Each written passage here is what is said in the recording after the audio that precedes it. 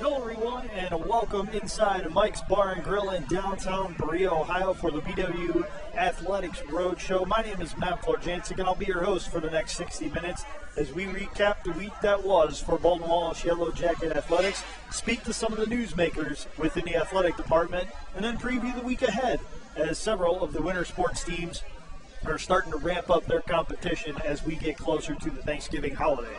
Before we get into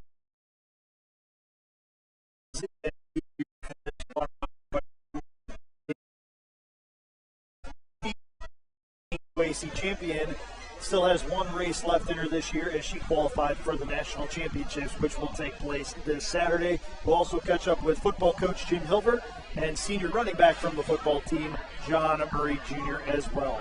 Taking a look back at the week that was for the Yellow Jackets.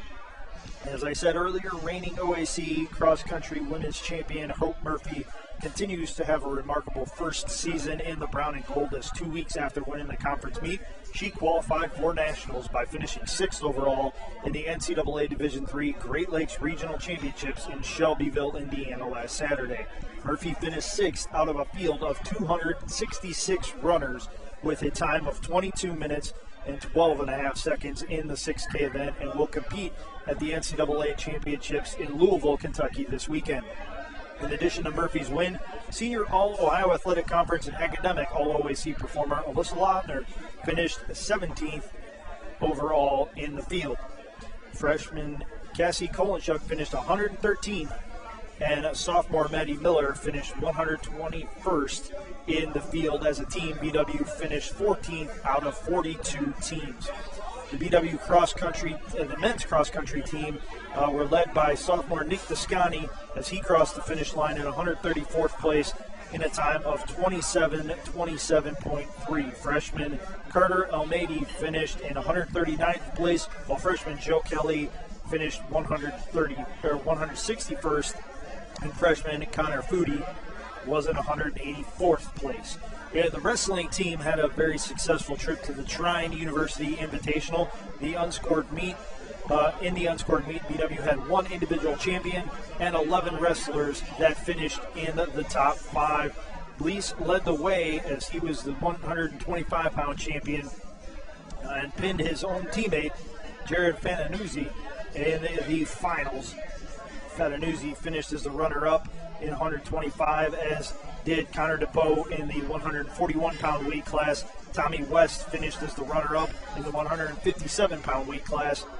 And freshman 165-pounder Donovan Palmer was the runner-up in his weight class. Sophomore 184-pounder Mitch Sanders was also a runner-up at the Trine Invitational. Sophomore 125-pounder Johnny Novak, junior All-American 285-pounder Drew Levis, 157-pound freshman Tyler Whitreich, sophomore 165-pounder Hunter Kibnewski, and sophomore 133-pounder David Panda all had top 5 finishes for the Yellow Jackets. The women's swimming and diving team lost their conference matchup against Mount Union University in the Hammond Natatorium at the McPherson Academic and Athletic Complex in Alliance over the weekend. BW is 7-1 overall on the year, and they had 4 individual event winners as well as 4 runner-up finishes in their setback to Mount Union by the score of 148-83. The Yellow Jacket highlights included freshman Mallory Donderver winning the 200 freestyle, and senior All-Ohio Athletic Conference performer Bella Latino winning the 500 freestyle. Sophomore Tia Reed also won the 100-yard breaststroke. The men's swimming and diving team fell to 5-1. They won 5 events and had 6 runner-up finishes, but fell to Mount Union by a final score of 144-97. Freshman diver Jason Heisler claimed the victory in the 1-meter dive with a score of 216.45. So congratulations to Jason on his successful dives against Mount Union. While junior Austin Olsamsky finished second in the 200-yard freestyle.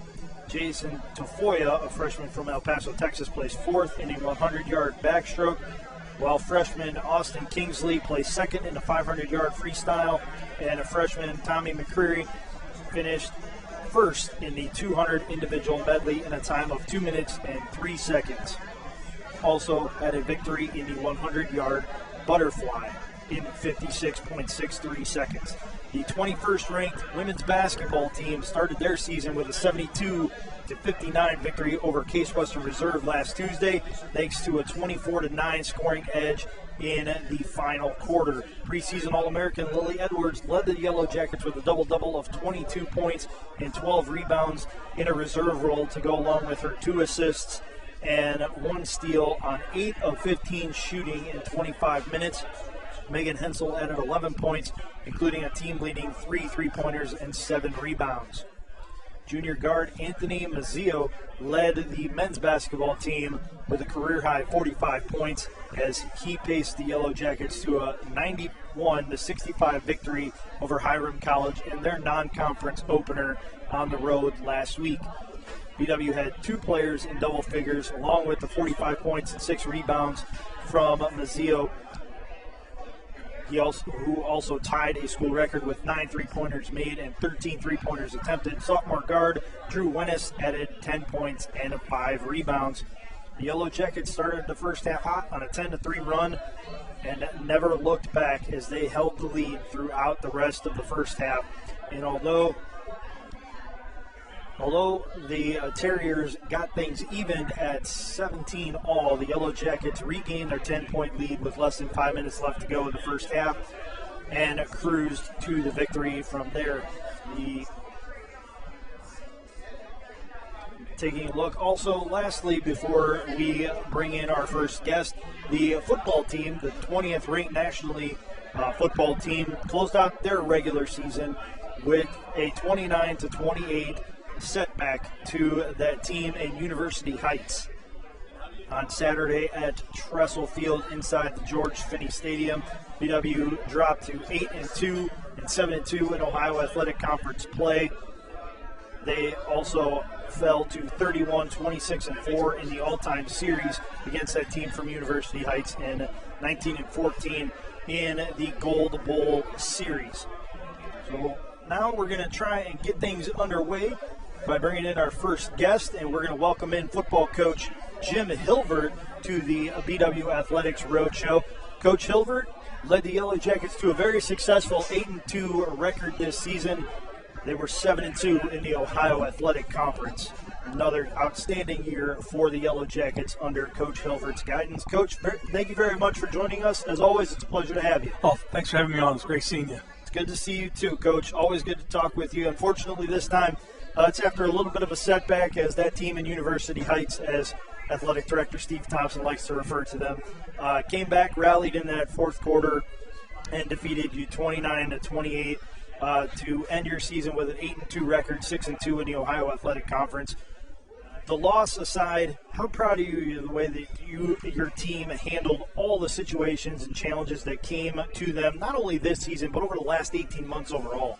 You know, sometimes you forget about that after a tough loss like that at the end of the season. But what a great group of seniors, the 24 seniors that we honored this past Saturday. Says a lot about their grittiness, the toughness, guys that stayed the course, didn't quit when they could have in the spring. And just enjoyed it being around. I mean, I had a great time with these guys. I had a great time with the 2021 football team. It all started in August. Guys came in, went to work, brought the lunch pail out and hard hat, and they went to work. And had a lot of fun along the way. I started off with out in Virginia, and I kept on getting better every week. And our team, like I said, showed a lot of resolve and did a lot of great things this past year. And you know, another group of young men that set the foundation for our program to keep reaching new heights. You know, can't say enough about them, to be honest with you. Yeah, it seems like this year more than any is really everybody brought into that team concept and really formed that bond, and it just seemed to get stronger week after week. The more that these young men got to play with each other on the field and practice with each other and spend time with each other in campus settings where they weren't maybe necessarily able to do that last year, they really seem to build that bond. There's no doubt about it. I mean, these guys enjoyed being around each other, enjoyed playing with each other, and I think that's a big thing. You could tell that true bond we had week in and week out, being put in tough situations and coming out on the winning end. And like I said, just a fun group of young men to be around. And like I said, it was very evident all year. Did a lot of great things, like I said, and obviously to be 8-2, it says a lot about the 2021 team. We were picked 6th. Yeah, a lot of people probably forget about that, but they picked us 6th before the season, and this team was not a 6th-pick team. No, and they never played like it, as they started off with 2 strong wins, and then after the setback to Mount Union, you rattle off 6 straight victories to make Week 11 mean something. How were you able to accomplish that, given all the scenarios that could have played out and all the challenges that you faced over the 6-week span? I think the guys just being through the experience we were through in 2019, and I think is a big help. Taking one game at a time, don't listen to the outside noise. And our guys didn't do that. They took one game at a time. I think a perfect example for us, going to Ada. I think back in, maybe a year or two ago that we might be overlooked that group. These guys did not. They took each week very seriously, took each team 1 week, one group at a time. And if you look at it, Muskegon was a big game for us. On the road, going to Zanesville High School, which is different, different atmosphere. And I told our guys, this is a better Muskegon team. We went out and took care of business. Yes, you did. And, we went out and took care of business. Maybe that wouldn't have happened, a year or two ago. And we did. We did an unbelievable job, and we did it with the teams that we should have beat too, and we didn't hang around with them. We took care of business week in and week out. And like I said, it just showed a lot about these guys' mental toughness, not looking past people, being mentally tough each week, and staying the course. Is that something that just has to develop on its own over time throughout a program when you're trying to build something special? I think obviously the guys that truly believe, and obviously the 24 seniors did, and the experience they've been through in the past. Obviously, last spring was a tough experience, and I think they took that to go along with 2019. We were 7-1 going to the last 2 games, and we lost those 2 games. And, I think we've learned from that. And I think it went a long way going how we finished this year and what we did this past year in the football program. I want to take a look first at the offense and talk about the running game, because that's obviously the main staple of what you were able to accomplish as a team. You averaged 239.4 yards per game, 4.8 yards per carry, and 3.2 touchdowns per game on the ground. What does it say about the performance of your running game, specifically the guys who are carrying the load up front, the offensive line? The offensive line, obviously, that group of young men, the things that they did with Pat Simon, Liam Lovato, George Newcomb, Gvon, Austin Stafford, those guys did an unbelievable job. We really, week in and week out to rely on those guys to be able to break the other team's will up front and to be able to run with those stats you just threw out is very, very impressive. And it says a lot about those guys and the toughness they showed every week. So we have been very blessed to have Jon Murray with us for the last 5 years now. What a great career he had at BW and the things that he's done here. And had a great year. What a great year that he had. And he gives credit to the offensive line, those guys. And obviously, too, the guys on perimeter. Receivers being unselfish and playing a role, blocking for them. Says a lot about those guys. DJ Griffiths played a big, good role. Jane Harris, guys like that. And our quarterback, being whoever it was, if it was Keegan, if it was Reese, Jack Gibbons, those guys played a role in helping us win games. And that's all I cared about was getting the W. And it says a lot about what those kids are all about. Yeah, you mentioned Jon Murray Jr. There's no two ways about it, Coach. While the offensive line cleared the way, you had a pretty special back behind them that made those guys look just as good as they made him look good. On 214 carries this season, Murray rushed for 1,111 yards and a conference-leading 17 touchdowns. And, oh, by the way, in the process, he became the school's all-time leading rusher. Can you even put into words, A, how special his year was, and B, what he's meant to the program all along? Me and Jon have a special relationship, obviously. And, I recruited Jon out of Cincinnati, Ohio, at Withrow High School. And we bonded then with the recruiting process. Jon obviously went through an ACL injury, and I still wanted Jon because you see how good of a player he was going to be. And he stayed the course, rehab, and got himself ready. And just loves the game of football. Very, very passionate about the game. Wants to win very, very badly. And paid the price to be a champion on the years he's been here. And wanted greatness, and he did that. And His teammates helped him get there. His coaches helped him get there, and I know he appreciates all that stuff. He's going to graduate in December with a degree. Just a guy that didn't get distracted by outside voices and outside distractions, and just did an unbelievable job to be able to get his degree, have an unbelievable career, be the all-time rusher, have all kind of touchdowns, and win games. And there's something to be said for that. He definitely left his mark and legacy at BW.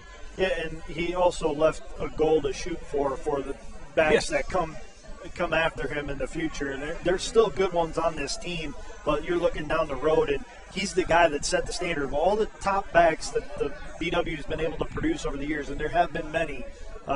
That's the guy that's standing at the top of the list. No doubt. Everybody will be compared to Jon Murray. No doubt about it.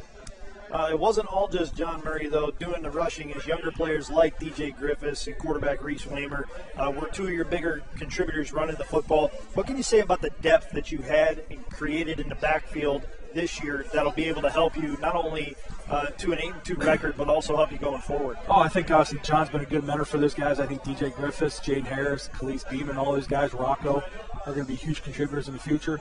I think Reese got a lot of good experience, too, at quarterback this year.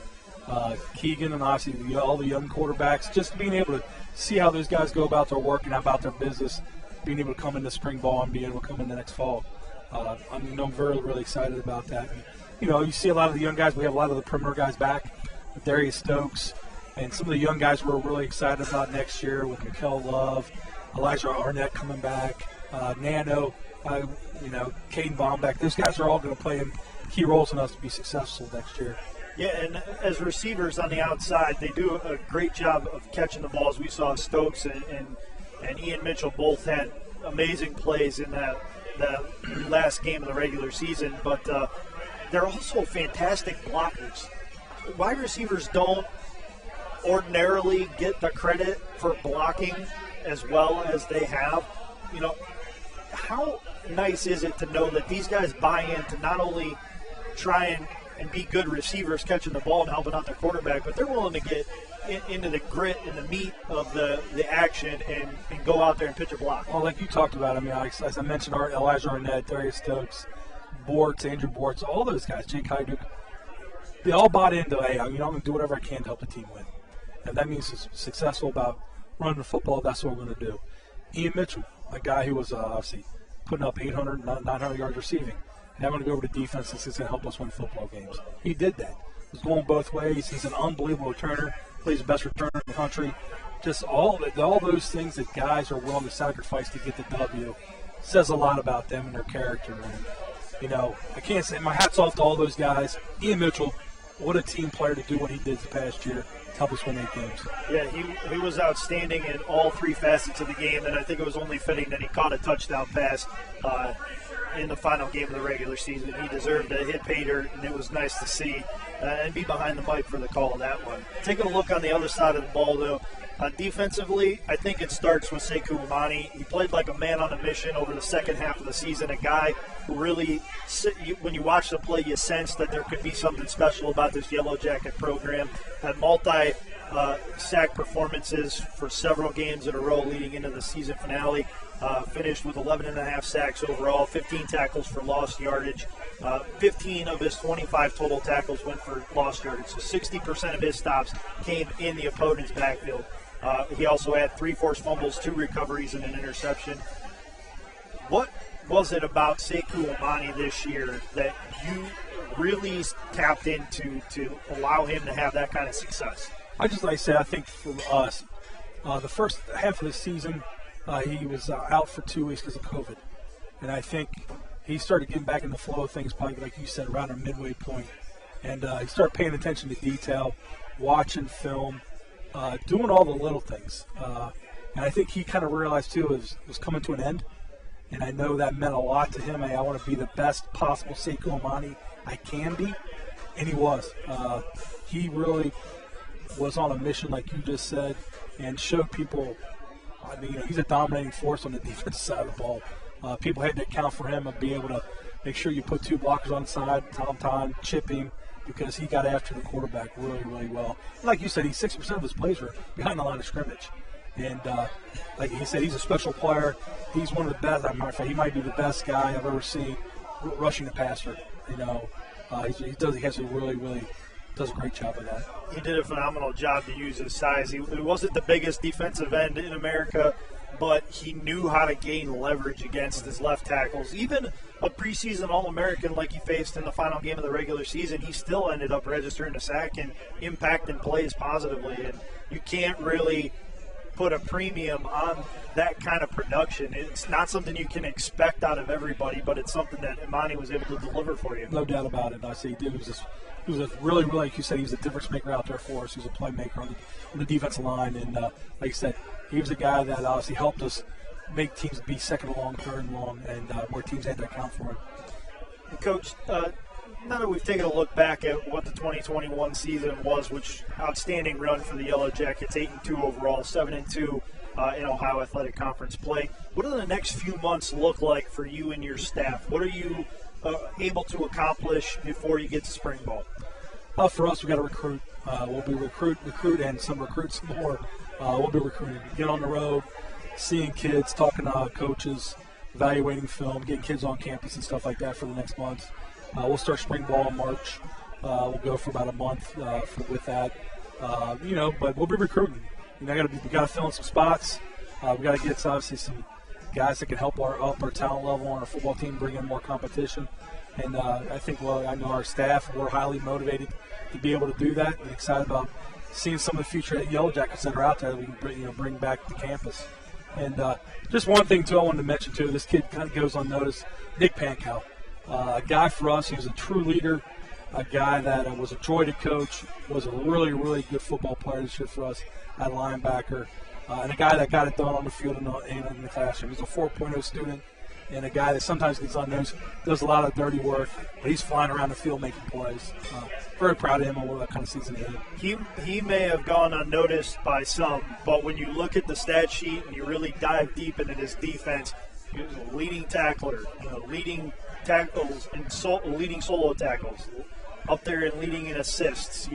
He really did everything. He could play in coverage if he had to, and he broke up a lot of passes this year, but he could also make plays in a near or behind the line of scrimmage, and you can't really have too many of those guys that just show up and do whatever's necessary. He does. He goes to work every single day. It didn't matter if it was in the weight room, on the football field. He was a yes sir guy, very, very coachable. He took care of his business. He did it the right way, and proud of him. I'm glad I got a chance to coach Nick. He's a great kid. Yeah, you had a lot of great seniors this year, as you mentioned. 24 players will lead the program, but I think they left a pretty good legacy behind and set a new standard for this Yellow Jacket program. Like, hey, 8-2 is good, but 8-2 is not where we want to be. We want to be going in to the playoffs with an OAC championship to our credit. We want to make a nice run in the national tournament. So best of luck in the future with this current group of Yellow Jackets that you'll have coming back to help reestablish a new standard that was set by these 24 seniors. Thank you very much. I appreciate it. Thank you. I'm very excited about it. Coach Jim Hilvert, the head football coach at the Baldwin-Wallace University, an outstanding year for the Yellow Jackets. Again, finishing just shy of their goal of making the postseason, but still 8-2 overall and 7-2 in Ohio Athletic Conference play to finish second overall in the conference. And we're going to stick with football for a while, and we're going to switch from coach to player, and we're going to talk to one of the best that ever did it in the brown and gold, especially at the running back position, Jon Murray Jr. Jon, thank you very much for joining me. I appreciate it. Thank you for having me. Jon getting some love from the crowd here at Mike's Bar and Grill. Always good to hear, and it's well-deserved as he had one heck of a career here at Baldwin-Wallace and one heck of a final season. First of all, Mr. Murray, congratulations. You are the all-time leading rusher in Baldwin-Wallace Yellow Jacket history. First of all, how does that sound, knowing the tradition of running backs that BW has been blessed with over the years? It's definitely a great accomplishment. Once I was told that I was only 19 yards away, I was like, sheesh, man. I didn't know that I was really doing that much, over my tenure here, just considering the fact that usually we throw the ball a lot. So, I didn't think that I would even get close to breaking the record at all. So, yeah. But it's definitely dope, I'm grateful for my offensive linemen. Shout out to them guys up front. They made it happen for me. So, them, the tight ends, and I'm just thankful that our offensive coaches put me in a position to be able to lead and to be able to put us in great positions to win. How much fun was it running behind not only the offensive line that you had, but also the wide receivers who, for sometimes receivers can get a bad rep as just wanting to catch the ball and not wanting to do anything else and just make those highlight reel plays. But you really had a group around you that did the dirty work and made sure those edges were sealed to help turn a 5-yard run into a 25-yard run, help give you that extra space. How nice was it as a back to know that you were going to have that kind of support?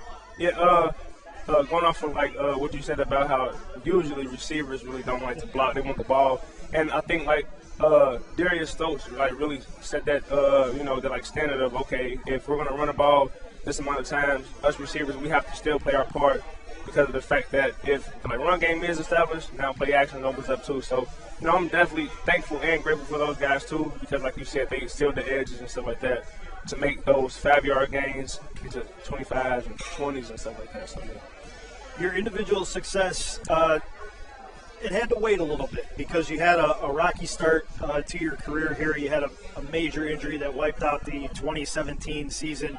But after that, you were able to follow it up with 3 and no doubt about it, soon to be 4 All-Ohio Athletic Conference performances. How were you able to overcome that early challenge? And just, did you ever doubt that you were going to be able to do what you ended up doing at BW?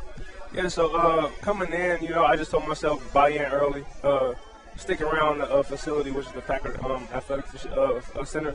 Just sticking around there, talking to the coaches, trying to just get to know my teammates that I was still play with the following year. So I think that helped me, build that confidence within myself and just knowing that those guys were ready for me to come in. And then, just going off of accolades, it is really dope considering the fact that, coming off that injury, I am able to do that.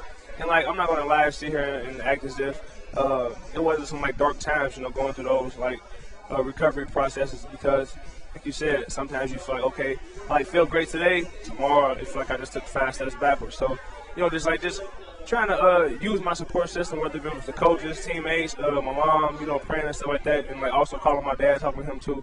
So, I think everything played a good part and a good role in me, building that confidence up day in and day out. Well, I don't think I've ever seen anybody run with as much confidence as you. And over the last 5 weeks of the season, when you had a big carry, 10-yard or more, you just kept looking at the sideline going, hey, feed me the ball. Feed me the ball. I want more.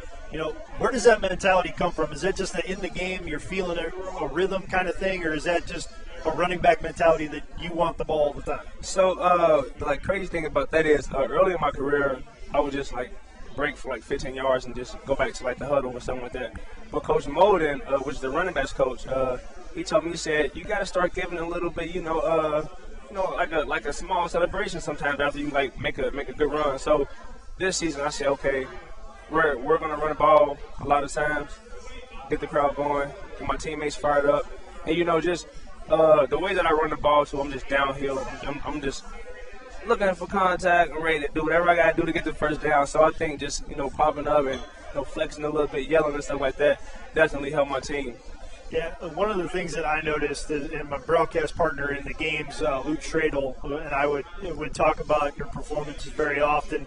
And the thing is, he mentioned on Saturday, man, it's a cold day. I don't know that I'd like to be tackling Jon Murray Jr. today. And I said, man, I don't care what the weather is. When I'm seeing 34 come downhill at me, that is not a guy that I want to get in front of when he's in rhythm, man.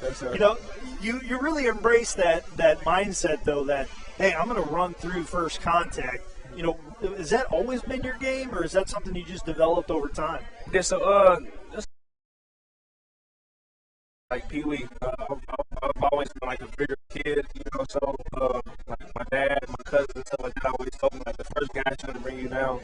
And just knowing that during the off season, I work my butt off, so stay strong, and stay powerful. So it's I have to make that translate to the game. So to me, I kind of feel if one person brings me down, then I just have a bad rep, a really bad rep, And it does happen sometimes, and I'll kind of beat myself up. But next play mentality. So next time I get the ball, I'm kind of looking for that guy. I want to punish him next time. Another thing that you were extremely good at during your career was protecting the football. that's not always easy when you run the contact and then you have multiple guys coming in and trying to strip the ball from you. How are you able to do that? How are you able to take care of the ball and keep those key possessions for the offense? Yeah, just so Coach Moden always emphasized double arm bar. So, with me knowing that I do fight for a lot of extra yards, double arm bars, time to cover that ball up. And, sometimes it works, but gratefully, I'm not on the bad end of the spectrum. I had a couple in my career here, but it wasn't too crazy. Yeah, you weren't stacking turnovers on top of each other. They were few and far between. And it was kind of like when it happened, you're like, whoa, right. What happened? Jon doesn't do that. It's just kind of, what you were known for was protecting the ball, and that's why you were able to have the success that you were able to, because, like you said, you were able to fight for those extra yards and still maintain possession. Last few questions before we get on out of here, Jon. What did it mean to you to finish off this year with an 8-2 record? I know it's a little sour because you go on the loss and you miss a chance at the playoffs very narrowly. But to try and get this program reestablished as one of a national team, that you have to pay attention to and you have to recognize. What did that mean to you to be able to help set that standard? So when I came in first year, 2017, that was Coach Hilvert's first year. We had went 6-4. The following year we had went 8-2, and that's when I first played. And I just seen how that group of seniors led the team. Our offense was extremely high power. That's when Jake Hudson, Rod Wolfus, and Jordan Leverett and those guys were here. So I just kind of told myself I just kind of gotta leave the place how I found it, in a sense.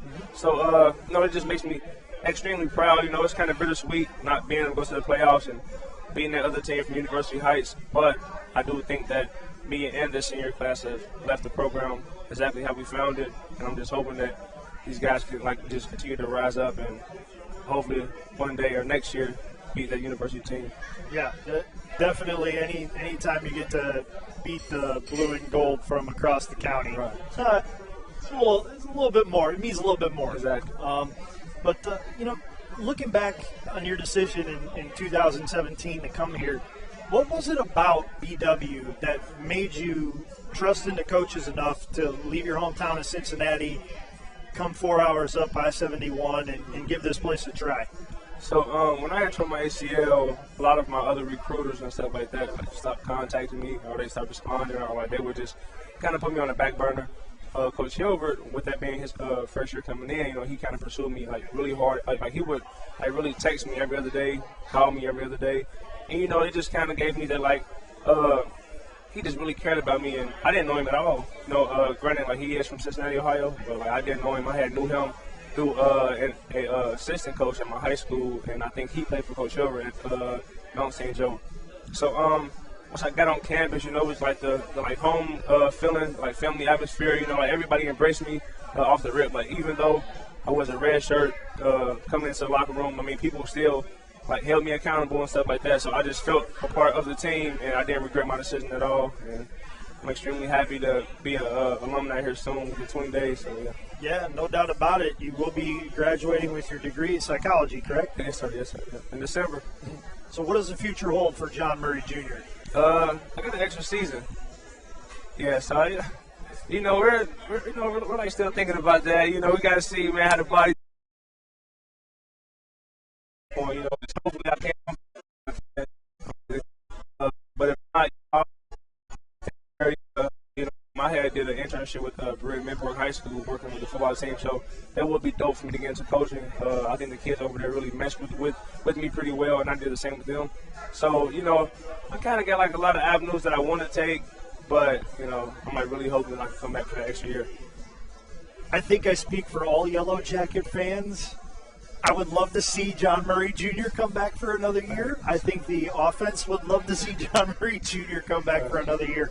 But if that's not possible, and if this was the end, looking at what you were able to accomplish, 2,700 yards rushing, ridiculous amount of touchdowns, 17 this year to lead the conference. Congratulations on all the success that you've had. You've earned every bit of it coming off of that tough ACL injury, going into your freshman year, and everything you've been able to accomplish. Congratulations, Jon. It was an absolute pleasure. Can't wait to see what the future holds for you. Thank you so much. Hopefully, one more year in the brown and gold. Yes, sir. But if it doesn't happen, best of luck to you, man. Congratulations on being a future alumni, too. Yes, you sir. said, Appreciate that. Yes, sir. 3 weeks. Yes, sir. I can't wait. All right, you earned it, man. Yes, sir. Thank you very much, Jon. Star running back Jon Murray Jr. of the BW Yellow Jacket football team.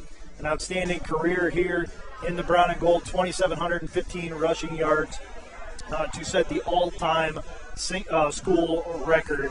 And who knows, maybe he'll be able to build on that come next year with an extra year of eligibility. But before we look too far to next year, we're going to continue with this year, and we're going to welcome in cross-country runner Hope Murphy. This is the second time in a few weeks that we're going to be talking with Hope, and you're starting to make a habit out of this.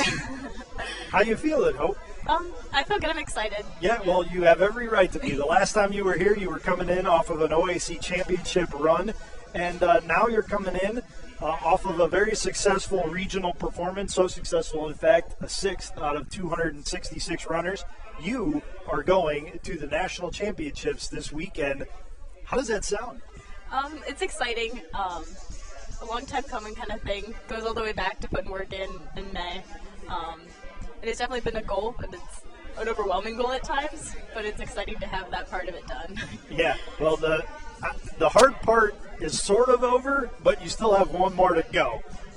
And I can tell just by looking at you that you still got that nervous energy. Like, man, did that really happen? Like, this is awesome. We're going to nationals. You know, that smile, it tells it all, though. I mean, really, you have to be so happy with how your freshman cross-country season has played out.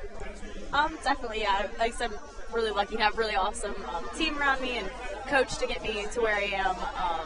It is, even points of time during the race, I didn't think it was possible, and I wasn't going to make it. It's really tough competition field, and it is relieving to see like all of the work pay off and come together. Could you talk about the mental aspect of running? And like you said, midway through the race, you may have had some doubts, but how are you able to keep the positivity going and really push yourself over that last half of the race, or last, 1 kilometer, 2 kilometers of the race, when you're starting to feel tired, your legs are starting to feel heavy? How are you able to push through that? I think a lot of it is going into it with a mental plan. Coach pushes that, and something he told us before the race, the night before, was to know your why when you got on the line. Like, why are you doing this?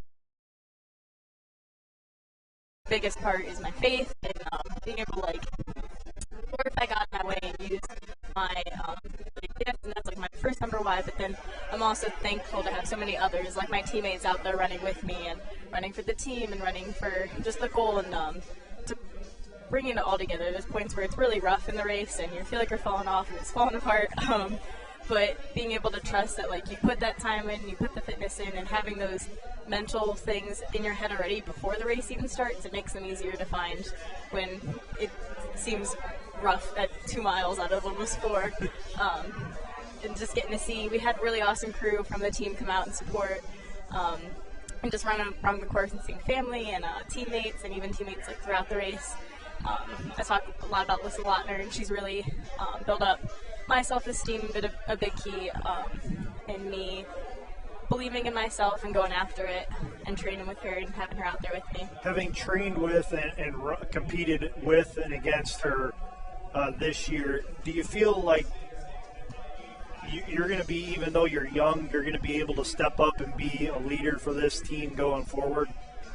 There's definitely big shoes to fill. I haven't totally wrapped my head around the fact that she's leading. We've very much gone about the season as we're in it together. And I told her that I'm keeping her to that until she crosses the stage and leaves me. But definitely big shoes to fill. I've had a lot of really great leaders ahead of me to learn from. So hopefully I can do them justice. Your athletic career, like everybody's who's in college right now, had a bit of a hiccup with the pandemic, and you weren't able to have a cross-country season last year which would have been your freshman year. So theoretically, this should be your sophomore year. But you were able to get that track season in, and you had success in the track meet, in several track meets, and actually won an OAC championship. How much did you rely on that experience with the track team to help get you through some of the rough times during your first cross-country season? Definitely. Well, I ran cross-country in high school. I did feel a little bit blind going into this season. There's a lot of unknowns and new things, but having the opportunity to be postseason and experience postseason in the spring helps me, or even is still pushing me into this week.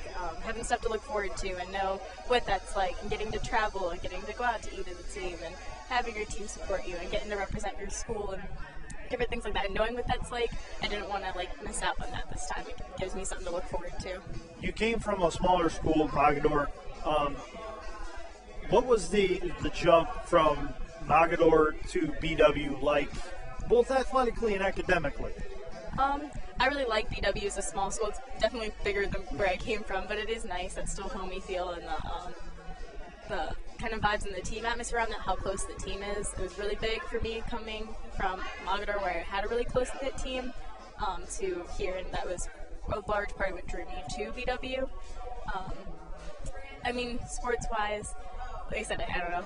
I'm sorry. No, that's all right. Taking a look back at that regional meet, it was a season best time for you. Given that you won the OAC championship and you had the success that you did in the regional meet last week, do you feel like you're peaking at the right time, like you did everything kind of right to build yourself up to this point? Absolutely. Coach is very, very good with our mileage and tracking everything out and totally trusting his plan and everything he has laid out for us. And he's been telling us for almost 4 weeks now, the work is done. We did the hard workouts. We nailed the hard workouts. Now it's time to just get our bodies ready to race. And it really is coming together, and I feel good right now.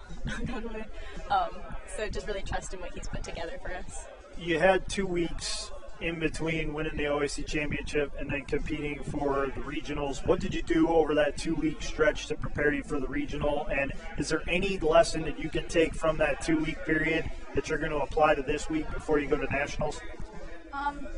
Definitely. I think a large mental thing for me was understanding what had happened and what that meant, and then also being able to realize that in racing, every week's different. Every week's fresh. It's a new start. It might be some of the same people in line, might not be, but everybody has a new shot to go after it, and mentally realizing that and processing and weighing the emotions of being excited but also needing to get ready and be mentally ready for that.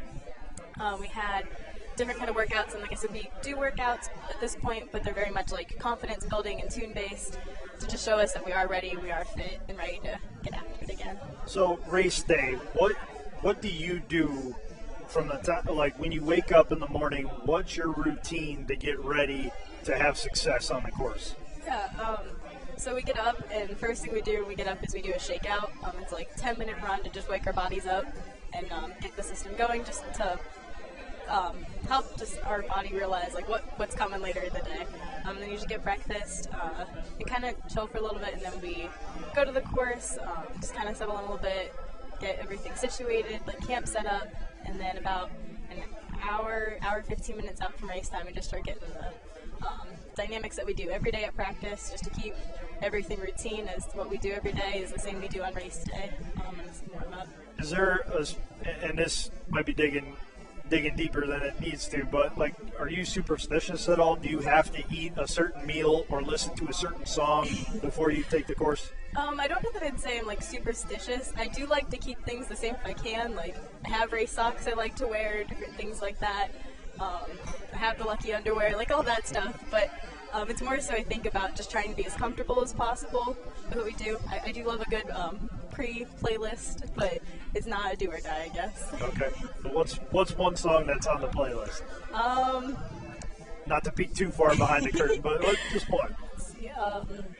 Party in the USA is definitely on the playlist. There you go. Have to get that Miley Cyrus in there, just kind of get you to relax and laugh a little bit before you take the course. I love it.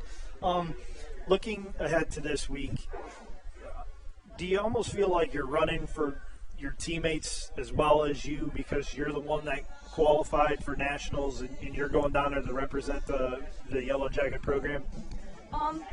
Yeah, definitely. Like I said, I'm very thankful for my team, and I would not be where I am without them, specifically Alyssa, I would not be doing what I am without us being able to train together and everything.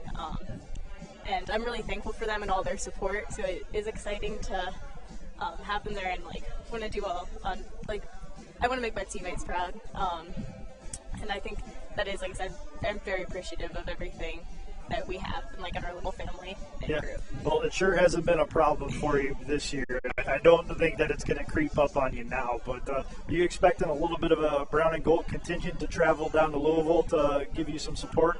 I don't expect anything of them, but I know there are rumors that they're trying to get stuff together on their own, which, like I said, I'd never expect them to come down and do that, but I think they're a pretty unstoppable force when they put their minds to what they want to do. If it does happen, though, what kind of boost is that going to give you? It's awesome. It's incredible. Our energy that we bring, we stand out. I mean, the BW crew, we definitely have a different energy. And even in the race this past weekend, the men ran first, and there was a point where I ran right along the line of the course, and there was all 20 of them just there screaming their heads off. And it's always a lot of fun, and it is a boost when you have your people there, even though you're out of state. Yeah, no doubt about it. Obviously, everybody wants to win the national championship, and you have the opportunity to do so. But do you have any goals going into the tournament or to the championship race, or are you just going in, trying to execute your best and let the chips fall where they may? I think definitely yes to that. Goal number one for me this season was just to get there. You got to get there before you can do anything else. And there are definitely checkpoints, there's opportunity, All-Americans always up for grabs and different things like that, that I definitely aspire to and run towards and would absolutely love to. But I think just really executing and, I guess more so executing the fitness that I have built up. Yeah. I wanted to fix that. And you've put in, like your coaches have been telling you, you've put in all the hard work. There's one more day of hard work to come in terms of competition. There's a few more days of just mentally preparing. But we, as Yellow Jacket fans, definitely look forward to seeing what Hope Murphy is able to accomplish down in Louisville at the national championship. So, Hope, thank you very much for joining us here on the program again. We appreciate your time.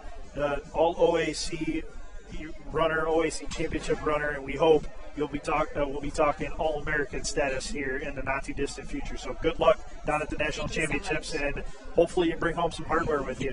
Thank you. That's, ladies and gentlemen, that is Hope Murphy, the freshman cross-country runner, an outstanding member of the Yellow Jacket family, and she is on her way to the national championships, where she will hopefully try to bring home a national championship for the Yellow Jacket program. Again, the NCAA Division III National Championships will be run in Louisville, Kentucky this weekend, and Murphy, who finished 6th out of 266 runners with a time of 22 minutes and 12.5 seconds in the 6K event last week, will look to get a national championship for the Yellow Jackets. I want to thank our guests today, Hope Murphy, as well as football coach Jim Hilvert and running back Jon Murray Jr. Now we're going to welcome in athletic director Mr. Steve Thompson, and always good to talk with you, sir. We have a busy week of Yellow Jacket athletics ahead. Matt, yeah, it's always a pleasure to be here, and it's my favorite part of the week is spending Monday night with you and talking about the Yellow Jackets. Yeah, well, it was a good week for the Yellow Jackets. Both the men's and women's basketball teams started off with victories in their season openers, and the wrestling team had a 4th place finish in Ithaca and then followed it up in the unscored meet with one individual champion and 4 runners-up. Even though the fall sports season is starting to wind down, winter's just heating up, and good things are happening all across the board for the Yellow Jackets. Yeah, just this is kind of the time of the year where it starts to stress out some of the game day staff. The Rob Beckers and John Snells of the world that are covering events. It seems like every day with the fall sports kind of winding down and the winter sports really kicking off. But really excited for the start our winter teams have had so far. Swimming's been tremendous. And you mentioned the efforts by our men's and women's basketball team and the wrestlers out in Ithaca and so forth. And really looking forward to this week where wrestling hosts Mount Union tomorrow. That should be a fun night in our first dual match of the year. And then wrestling and men's basketball at home on Saturday as the rest of the team's still on the road. Yeah, no doubt about it. It's a busy week, especially for the wrestling program. Like you said, they host Mount Union in a battle of the teams that are expected to be at the top of the standings by the season's end. You know, you're starting out of the gate hot. Yeah, it's like Mount Union right away. Right, it's like NASCAR. The biggest race is the beginning of the year, right? Daytona 500. Yep. Apparently, OAC Wrestling's the same way, where it's Mount Union, Baldwin Wallace, and two of the better teams in the league, and really excited to have it. I know Coach Gibbs has those guys fired up, and really looking to get some of our students out and cheering on our wrestling team, as you've seen throughout the fall from our students showing up at volleyball and soccer and football games. So yeah, no doubt about it. The students have really embraced your mindset of coming out and supporting their fellow athletes. That makes for a fun atmosphere. It was a heck of an atmosphere on Saturday afternoon. For 3 quarters and 14 minutes, it was outstanding. Then things fell apart in that last minute, but the support that we've seen for the programs across all sports has been phenomenal. And even Hope was just talking about it, the support she felt from the men's team when she was running. They had already run their race. They were done. They could have, easily just started cooling down and heading for the gates. Yeah, right. They helped line the last couple of meters of the course and were showing their support. How special is it starting to get around here in terms of athletes supporting athletes and also non-student athletes supporting the athletes? Right. No, I think back to last night, our band, our marching band had their kind of end of the fall award ceremony, and President Hilvert put out a tweet just thanking them for their part in our Saturdays in Berea. And to see our football players interact and show their appreciation for what the band brings to that environment was tremendous. And that's what we're seeing right now, right, is the volleyball teams out at the football game, and then the football team showing up at the soccer match or whatever that looks like. And that's what we're trying to go. And I would continue to pressure our students that, hey, you want people to show up for your games, you got to show up for others. And I would anticipate that tomorrow night we're going to see some soccer players and maybe some men's lacrosse or women's lacrosse out at the wrestling match, and then where that goes with basketball as well inside this winter could be tremendous. And that's the energy that as an 18 to 24-year-old you want to play in front of. I can remember back a couple of years ago when I was still playing that it was a lot of fun when your peers showed up, when the baseball team was out there hooting and hollering and really supporting you. Those were the games that you remember because of those interactions and those relationships. So for our other student athletes and non-student athletes here at Baldwin Wallace and in the community, consider the gauntlet thrown down by the athletic director himself. He wants to see you out at the games, and he wants to see you supporting the brown and gold, because your support helps the athletes perform. And when the athletes perform better, they give you more to cheer about. So it's kind of what is it called, a symbiotic relationship? Right. That's a big word for me. A history major would never use that kind of word. I'm a communications major. I get it even worse than you do. Symbiotic. I'll look that one up later. We'll figure out what the heck that means. But it sounds really good. So, yeah, let's do that symbiotic relationship. Yeah. Looking back on the fall sports season, obviously it didn't end for the football team the way that we all would have hoped, with that team across the county who shall remain nameless throughout this entire program,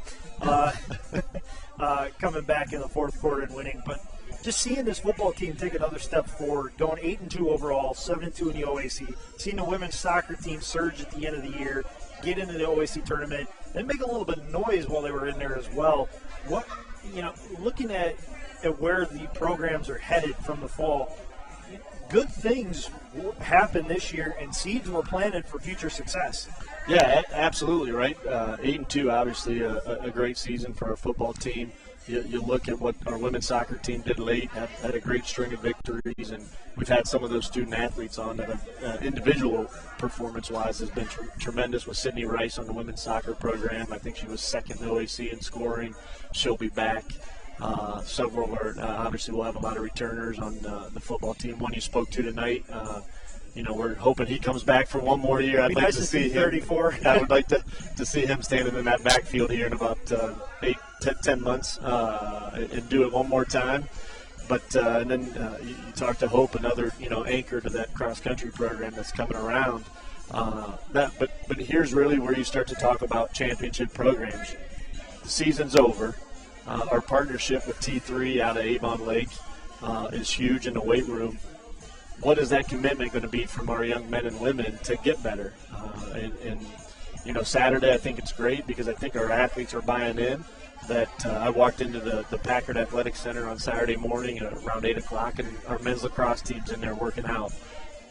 Does that mentality transition to our fall athletes that want to get better and want to compete for championships? Because you can you can put a lot of voice to your thoughts and say you want to win, but the rubber meets the road in that room.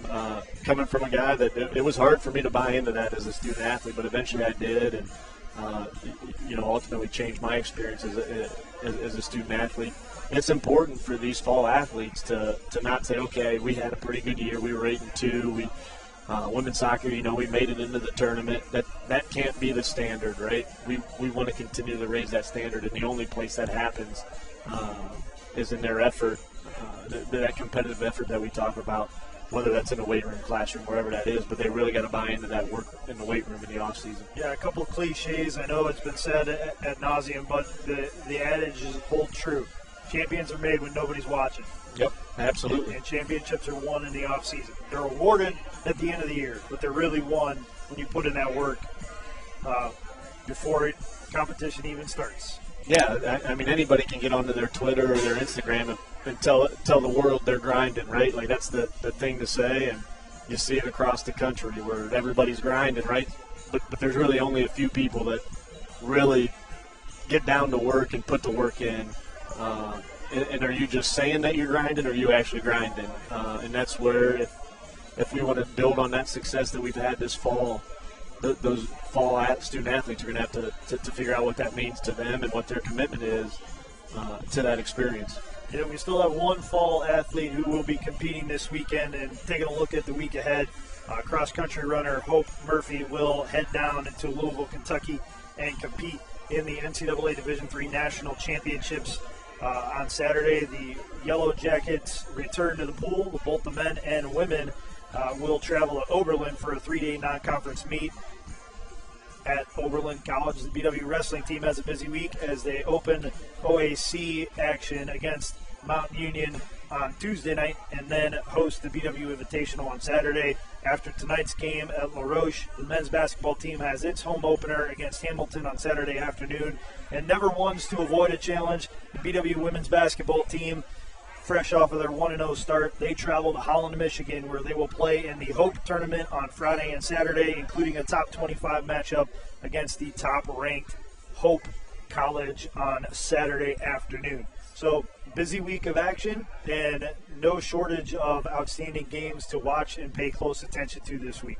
Yeah, no, I love it. That's what it's all about, right? Everybody's competing, and I'd encourage everybody to get on our website, find those games if you can't, if they're on the road or if you can't come and stream them. Really looking forward to seeing what that women's basketball fight's going to be like on Saturday night with Hope. I think that's just going to be a tremendous matchup of two traditionally great women's basketball programs that you typically don't see in November too often. Yeah, the one thing with Coach Hare, though, she's never afraid of the challenge. No. She understands that to be among the best at the end of the year, you have to play the best throughout. And I wished her luck last week before the first game, and I said, Coach, you never want to avoid a challenge, but did you expect coming out of the gate, you get number 1 overall Hope, and then you get a top 5 team in Shrine the week after? And she's like, yeah, I guess in hindsight, we didn't expect as many athletes to have their COVID year and actually use it. But they did, and now the Yellow Jackets will get to test themselves against the best. And I think Coach Hare is probably the best when it comes to scheduling those tough opponents early on in the season to see what her team's made of. Yeah, I think it's important. It helps knock the rust off, first of all, and it helps raise your level of that competitive energy you need to bring, and really gives you that early season test of where you're at, what you need to work on. I think they learned a lot from their opening game with Case Western. It was a great battle up and down for a while, and ultimately returners were able to take advantage late in the third quarter, early in the fourth to extend the lead and get that win. Where, you would think a game with hope is going to be one of those that takes all 4 quarters to compete. And maybe more. Maybe more. It's going to go up and down. You're going to have some runs where you're doing really well, and those great college games that you think about that really, like when you get excited about who your team is, that's where you find out who that team is in a game like that. So I know she's excited for it, just knowing how competitive she is, and I love that she's trying to do it. With Lily and some of the other young ladies that we have on that team, they're going to rise up to that challenge. It's going to be a fun trip. And the other thing that's often overlooked is just that time alone in the bus and in the hotel room that I think Coach Hilvert would talk about what Hampton-Sydney trip meant for his football team. I've made that trip. It's a long one. There's plenty of time to build camaraderie. Typically, you don't want to go north in November, but hey, to each their own. But that time together it will serve them well in the long run. So, looking to see where that goes. And I do want to touch on that fifth year, people using that COVID year. I think that says a lot for these great student athletes that are bought in and invested into their academic experience, but they are so committed to that athletic experience too, and that sometimes gets lost. What that means? Oh, it's just Division III. Oh, it's it doesn't mean as much, right? People want to tell you that, but for these 18 to 22 years old, it's everything. I wish I had a COVID year. I'd still try to strap it on and run those 94 feet in a basketball floor, but I can't get up and down like I used to. But that says something about what that desire is for those kids to just compete.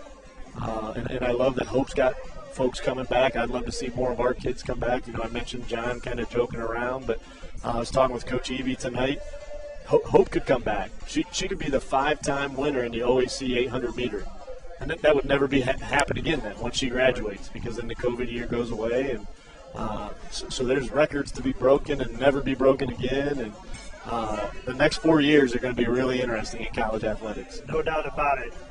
Thank you for joining us on the program. We always appreciate your time. I want to send out some other thank yous also to our guests, including Athletic Director Steve Thompson, also to cross-country runner and national championship qualifier Hope Murphy. Hopefully we're talking to her in a couple of weeks with a national championship on her name. That'd be a lot of fun, wouldn't it? Oh, it sure would. We might just give her the whole hour. It would be well-deserved. It'd be well-deserved, but she's probably too shy to take that whole hour. We'd have to bring in some other people, but, yeah, I think we could make that happen. We also want to thank football coach Jim Hilvert and outstanding running back Jon Murray Jr. for all of their insights into what this season really meant to them. Also, thanks to the sports information and athletic departments here at BW for all the work in making this show and athletic competitions here at the BW campus very possible. Also, thank you to our gracious hosts here at Mike's Bar and Grill. And finally, to all the Yellow Jacket fans, both here at Mike's and watching around the world. We appreciate all the support that you have for Yellow Jacket Athletics. Remember, next week is an off week for the Thanksgiving break. We'll be back with our next show on November 29th. Until next time, I'm Matt Florjancic saying thank you for watching. Have a great night, and go Jackets.